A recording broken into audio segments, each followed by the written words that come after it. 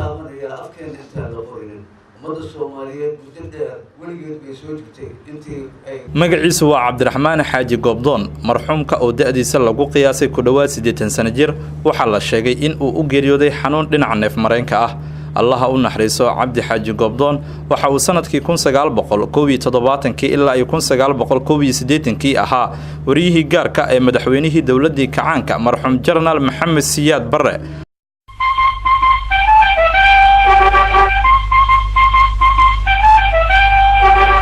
waxa uu xilal kala duwan ka soo qabtay wasaaradda warfaafinta xukuumadihii soo maray dalka isagoona hadda ahaa la taliyaha dhinaca warbaahinta ra'iisul wasaare Umar Cabdirashiid Cali Sharmaarke walaalkiisa Abuukar Xaaji Goobdoon ayaa inoo sheegay in uu walaalkiisa ku dhashay degmada Jigjiga ee dhulka Soomaalida galbeed isla markaana uu muddo dheer ku soo jiray howlaha warbaahinta isagoo sanadkii 1961 ku biiray idaacadda Radio Muqdisho Cabdi wuxuu ku dhashay magaalada Jigjiga dowlad deegaanka Soomaalida ee Itoobiya qiyaastii inta u dhaxaysay 37 qiyaastaas oo mataqaanaa oo ku dhashay wuxuu wax ku bartay kuna barbaaray magaalada Muqdisho xilligaas Cabdi meesha ku dhalnay abeena wuxuu ahaa ciidamadii Talyaaniga oo turjubaan ahaa oo mataqaas Itoobiya oo Talyaanigu qabsanayay ahayd Cabdi wuxuu wax ka bartay iskoolkii leegada oo waagi damana aba maamulo ka noqday 1957 Cabdi isla iskoolka oo ka baxay leegada ayuu macallin ka noqday 57 ilaa 61 asagoo macallin ka ahaa Cabdullaahi Maxamed Sheegow oo muddo 45 sano ay soo wada shaqeeyeen ayaa ku tilmaamay Goobdoon haliyay saxaafadeed waxaan markii ugu horeysay isbaranay soo ka shaqeeyay Radio Moscow bishii April sanadkii 1970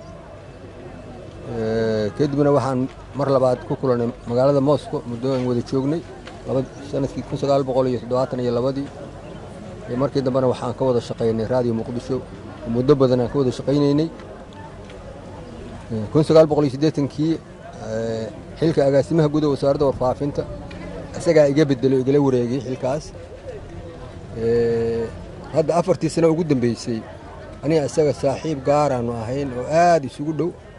oo maalmaha iyo waqtiga intooda badan waa xiriireynay hadaba sidee ayay ugu baxday magaca Goobdoon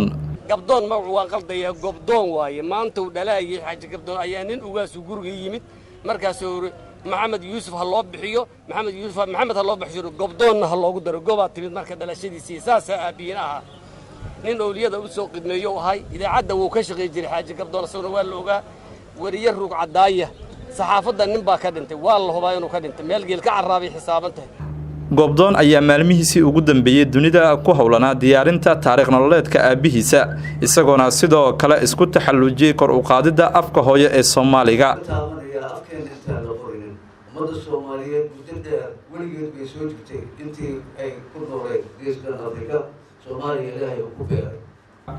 Cabdi Xaaji Goobdoon Allah u naxariiso markii ugu dambeysay waxa uu igala qayb galay barnaamijkii munaasabada weyneynta xilliga la hirgeliyay qoraalka Soomaaliga si gaar ah waxaan ugu wareysay barnaamijka marti sharaf ee ka baxa TV-ga Jubbaland